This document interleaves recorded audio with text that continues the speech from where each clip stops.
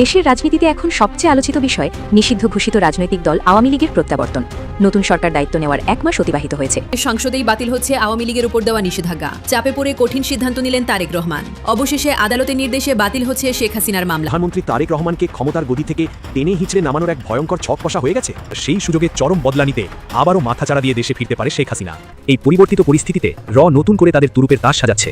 হাসিনাদের এই ছক কষার কারণে পুরো রাজনীতির মাঠ এখন এক চরম উত্তেজনার জায়গায় এসে দাঁড়িয়েছে। মাননীয় সদস্যবৃন্দ আপনারা বসুন, মাননীয় স্বরাষ্ট্রমন্ত্রী আপনিও বসুন। আমার ডিসিশন অলরেডি হ্যাজ বিন প্রনাউন্সড। মাননীয় স্বরাষ্ট্রমন্ত্রী my decision already has been প্রনাউন্সড। মাননীয় মেম্বার আপনারা বসুন।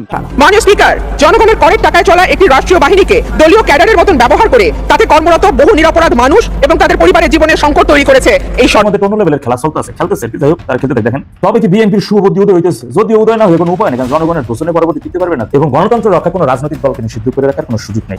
অধ্যাদেশটি বাতিল হয়ে যাবে। আপনি বলেন মাননীয় স্পিকার, তাহলে আমরা আর এখানে না থাকি, আমরা তাহলে আর দরকার নেই। মাননীয় চিফ হুইপ, আমরা সংবিধান সংশোধনের জন্য এখানে আসি নাই, সংবিধান সংস্কারের জন্য আমরা এসেছি। এখানে আমাদের কারোরই ভুলে যাওয়ার কথা না। আলোচনার মাধ্যমে যে সিদ্ধান্ত হয় সেই সিদ্ধান্ত হবে, এর মিনিং একটাই দাঁড়ায়, বিএনপি এটা পক্ষে দাঁড়াবে না, সুতরাং এগুলো বাতিল হয়ে যাচ্ছে। এবং বিরোধী দলও বুঝতে পেরেছে যে বিএনপি এগুলো পাশ করবে না, সংবিধান বিরোধী যে ব্যাপারগুলো আছে সেই ব্যাপারগুলো বিএনপি পাশ করবে না। আজকে এই কারণেই সংসদে আসসালামু আলাইকুম, জানিয়ে দেব এই মাত্র সর্বশেষ গুরুত্বপূর্ণ আপডেট খবর। দর্শক, এত সময় শুনছিলেন সংবাদ শিরোনাম, এবার থাকছে বিস্তারিত। তার আগে ছোট্টটা রিকোয়েস্ট করতে চাই, যারা এই ধরনের নিউজ দেখতে ভালোবাসেন দেরি না করে চ্যানেলে সাবস্ক্রাইব করে বেল আইকনটি অল করে দিবেন, তাহলে কথা লম্বা না করে চলুন ভিডিওটি শেষ পর্যন্ত দেখতে থাকি।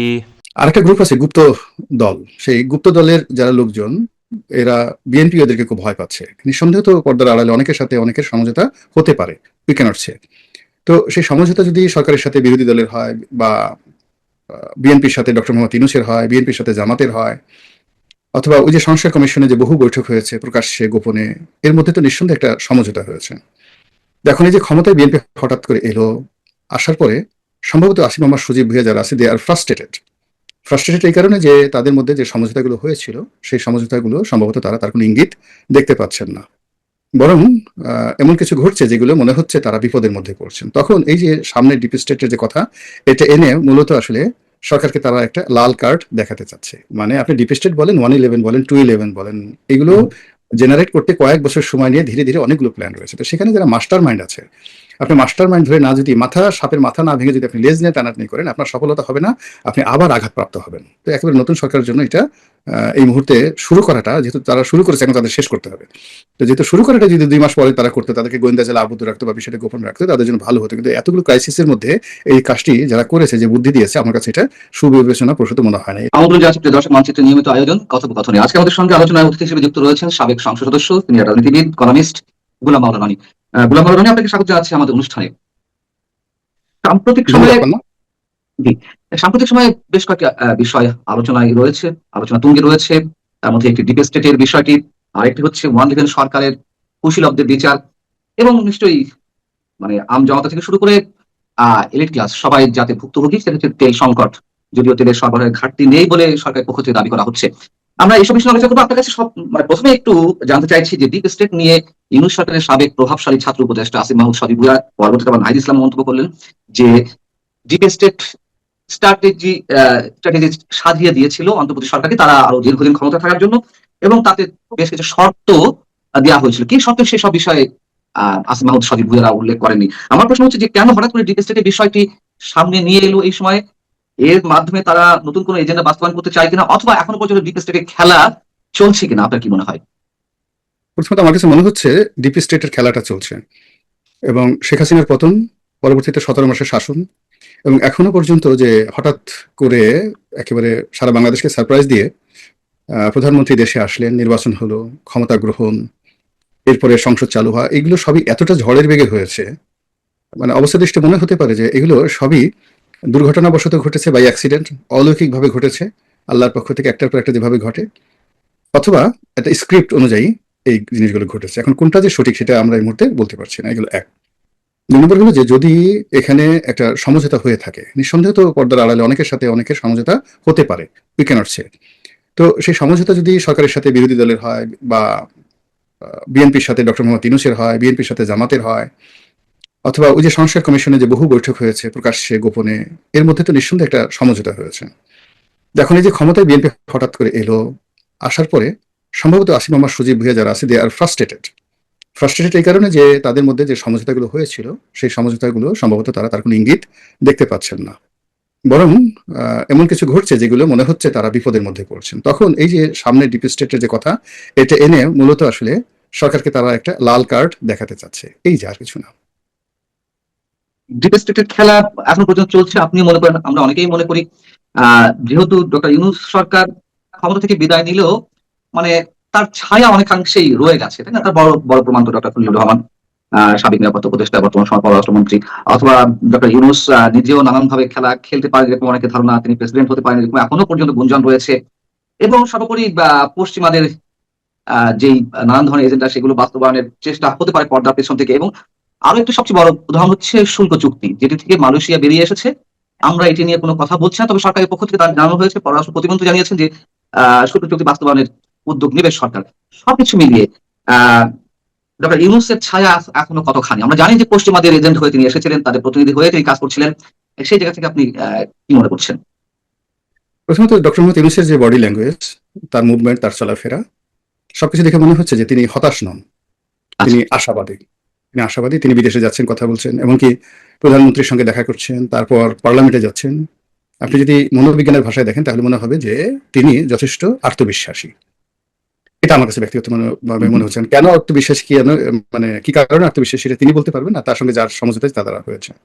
এখানে তিনটি গ্রুপ আছে।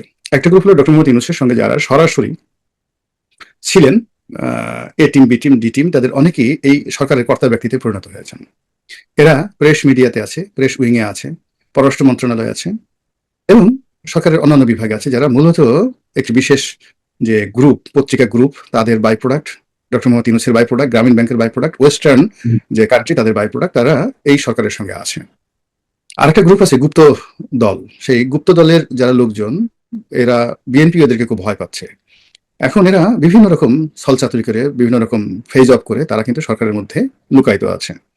এবং সরকারের অনেকগুলো সিদ্ধান্ত ইতিমধ্যে যেটা হয়েছে সেটা সরকারের জন্য আসলে ভালো সিদ্ধান্ত হয়নি। এই যে তেল যে সমস্যাটা, হঠাৎ করে বলা হলো যে আমাদের 15 দিনের তেল মজুত আছে, এই জিনিসগুলো একেবারে এগুলো বলার দরকার ছিল না। অন্যান্য জায়গাতে যে সকল সিদ্ধান্ত নেওয়া হচ্ছে, বিভিন্ন বদলি, নিয়োগ, তারপরে অনেক কিছুই হচ্ছে যেগুলো এই মুহূর্তে আসলে সরকারের জন্য খুব বেশি দরকার ছিল বলে আমার কাছে মনে হচ্ছে না। এমনকি যে 11 যে কুশীলবদেরকে ধরা হচ্ছে, এটা আরো 2 মাস পরে হতে পারতো, একেবারে নতুন সরকারের জন্য এটা এই মুহূর্তে শুরু করাটা, যেহেতু তারা শুরু করেছে, এখন তাদের শেষ করতে হবে।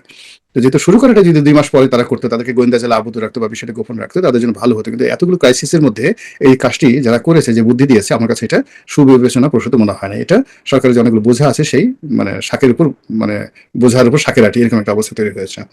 আরেকটি অংশ রয়েছে সরকারের সাথে যারা উপদেষ্টা ছিলেন, যেমন আসিফ নজরুল ছিলেন, আদিলুর রহমান সাহেব ছিলেন, মুস্তফা সরোয়ার ফারুকী ছিলেন, অন্যান্য যারা আছেন, নোবডি ইজ ফ্রাস্ট্রেটেড।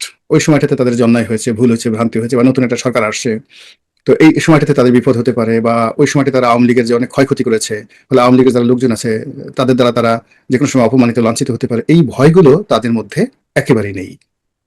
তারা খুব কনফিডেন্টলি তারা আছে যে তারা সবই মানে আগের মতোই আছে। স্টেট তাদেরকে প্রোটেকশন দিচ্ছে, রাষ্ট্র তাদেরকে প্রোটেকশন দিচ্ছে, এবং ওইভাবে কিন্তু তারা বুক ফুলিয়ে ক্ষমতা তারা ছেড়েছে, এরকম তাদের কোনো ভাবসাব নেই। তো এটা বেসিক্যালি মেলে না এই কারণে যে এই উপদেষ্টাদের অনেকের সঙ্গে কিন্তু বিএনপির সম্পর্কটা ভালো ছিল না। তো সেই অর্থে তাদের সেই মুভমেন্ট দেখা যাচ্ছে। এরপরে যে গ্রুপটি আছে, সেই গ্রুপটি হলো যারা একেবারে ডক্টর মোহাম্মদ ইউনূসের সফট পাওয়ার, যেমন ধরেন এখন এই যে শহীদুল আলম সাহেব আছেন, চিত্রশিল্পী, বা অন্যান্য যারা আছেন, তারা সফট পাওয়ার, তার সাথে সরাসরি ছিলেন না, কিন্তু তাকে বিভিন্নভাবে সাহায্য এবং সহযোগিতা করেছেন। তো এই যে সফট পাওয়ার, এই সফট পাওয়ারও কিন্তু তারা স্টপ হয় নাই, তারা তাদের মতো কাজকর্ম করে যাচ্ছে। আর অন্যদিকে এনসিপি, জামাত, তাদের সঙ্গে আসলে বিএনপির যে সম্পর্কটা, এটা যথেষ্ট সন্দেহ সৃষ্টি করছে। মানে তারা প্রকাশ্যে বিরোধিতা করছে, পার্লামেন্টে থাকছে, মানে কোনো কথার উপরই বিএনপির কোনো কথার উপরে, বা জামাত বা এনসিপির কোনো কথার উপরে আমরা আস্থা এবং বিশ্বাস স্থাপন করতে পারছি না। তারা প্রেমের আহ্বান দিলে, ভালোবাসার আহ্বান দিলে, সেটাও যেমন আমরা রাখতে পারছি না, তারা যখন হুমকি ধামকি দিচ্ছেন, ওটার উপর আমরা নির্ভর করতে পারছি না। That is happening. যদি তাই হয়, মানে আপনি যে, মানে আমার যে প্রশ্নটি ছিল, আপনি তার অনেকাংশেই উত্তর দিয়ে দিয়েছেন। তারপরে প্রশ্ন করি, ওয়ান লেভেলের কুশীলবদের বিচার হচ্ছে, যারা সেনা সমর্থিত সরকারের বিহাইন্ড দ্য স্ক্রিন থেকে নানান ধরনের অত্যাচার নির্যাতন করেছে, রাজনীতিবিদ থেকে শুরু করে ব্যবসায়ীদের উপরে। আমরাও চাই যে ঘটনার পিছনে যারা ছিলেন তাদেরকে বিচারের আওতায় আনা হোক, তার কারণ ফৌজদারি অপরাধ তো আর তামাদি হয় না। এবং আমাদের আজকের প্রধানমন্ত্রী তারেক রহমান তখন নির্যাতনের শিকার হয়েছিলেন। কিন্তু একই সঙ্গে প্রশ্ন, যদি সেই সব অপরাধের বিচার হয়ে থাকে তাহলে ইমিডিয়েট পাস্ট গভর্নমেন্ট ইন্টারিম গভর্নমেন্টের যারা কুশীলব বা যারা নানানভাবে ক্ষমতার অপব্যবহার করেছেন তাদেরকে কেন বিচারের আওতায় আনা হবে না, নাকি আদৌ মানে আমরা আশা করতে পারি যে বিএনপি সে করবে, আর যদি না করে থাকে তাহলে কি এই প্রশ্ন উঠবে না যে আজকে যিনি প্রধানমন্ত্রী তারেক রহমান সাহেব তিনি কেবলই প্রতিহিংসার শিকার হয়ে 111 সরকারের বিচার মানে কুশীলবদের বিচার করছেন, অর্থাৎ সেই তাদের অধীনে নির্বাচনের মাধ্যমে বিএনপি পরাজয় ঘটেছিল বা তারেক রহমান নির্যাতনের শিকার হয়েছিলেন, এইসব কারণে প্রতিহিংসাটা কাজ করছে, এরকম প্রশ্ন ওঠার কোনো সুযোগ আছে কিনা? না, এরকম প্রশ্ন আমরা করতে পারি। এখানে মূল ব্যাপার হলো আমাদের দেশে যেটা ট্রেডিশন, যে আমি বলছি কম্পারিজনের ক্ষেত্রে যদি 111 সরকারের কুশীলবদের বিচার হয়ে থাকে, আর যদি ইউনূস সরকারের কুশীলবদের বা যারা নানান ধরনের অপকর্ম করেছে, দুর্নীতি থেকে শুরু করে মৌলবাদী শক্তির উত্থানের পিছনে ভূমিকা রেখেছে, মব ভায়োলেন্স যারা প্রতিষ্ঠা করেছে, তাদের বিচার যদি না হয়, আমি সেক্ষেত্রে তুলনামূলক ভাবে বলছি তাদের বিচার বিএনপি কেন করবে? তাদের বিচার আগামীতে যদি আওয়ামী লীগ আসে আওয়ামী লীগ করবে। এটা তো আমাদের দেশের একটা ট্রেডিশন। আবার এই যে এখন 111 যারা কুশীলব, এদের সবাইকে তো আওয়ামী লীগ সরকার পুরস্কৃত করেছে, সবাইকে পুনর্বাসিত করেছে। তো তাদের বিচার তো 111 লোকদেরকে করেনি। আবার এই সরকার অন্তর্বর্তীকালীন সরকার, তারা তো মানে যে কোনো মূল্য হোক একটা নির্বাচন করে ক্ষমতা হস্তান্তর করে। প্রিয় দেশবাসী, আপনারা যে যেখান থেকে ভিডিওটি শুরু থেকে শেষটা আমাদের দেখছেন, আপনাদের সকলকে জানাই অসংখ্য ধন্যবাদ। যদি ভিডিওটি ভালো লেগে থাকে অবশ্যই সবার কাছে শেয়ার করে দিবেন, তাহলে সবাই সুস্থ থাকবেন, ভালো থাকবেন। পরবর্তী কোনো নিউজে দেখা হবে। আসসালামু আলাইকুম।